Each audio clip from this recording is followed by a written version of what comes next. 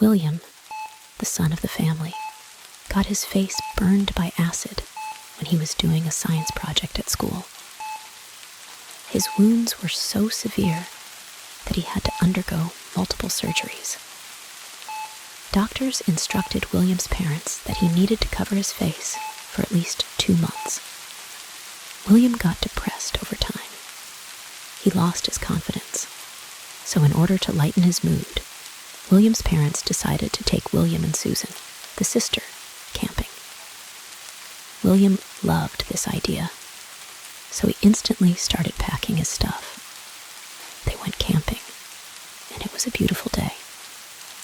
During the night, when everyone was sleeping, William woke up to go to the washroom.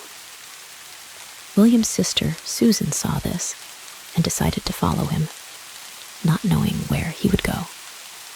After going to the washroom, William came back and went back to sleep. The next morning, William's dad woke him up, terrified.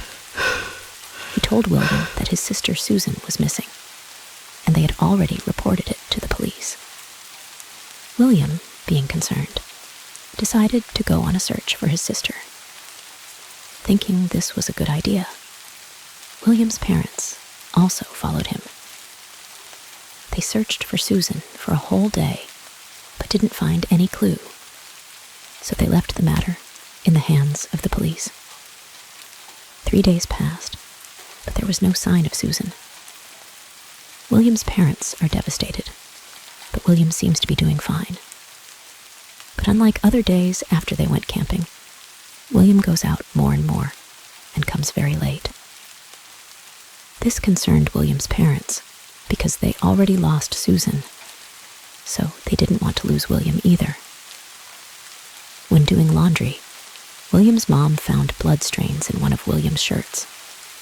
She asked William, but William told her he didn't know anything about it. During dinner, one of William's friends knocks on their door. When Mom opened the door, she was shocked. One of his eyes was bandaged. When she asked about it, the friend told her that William stabbed his eye, so he had to get stitches. Mom was surprised, so she asked William about it. William said he's getting on my nerves. William's parents decided to let this slide because William was already injured. 2 days later, William asked his parents' permission to go grocery shopping, saying he needed to get some fresh air. Thinking about his condition, the parents also allowed it. 2 hours later, William bought groceries. He handed them over to his mom and went back to his room. After cooking other dishes, his mom took the meat. She screamed in horror when she found a human finger on it. Dad heard this and came to the kitchen to see what was going on. Mom showed it to him, and they were both too stunned to speak. They went to William's room and asked, "Where did you buy the meat?"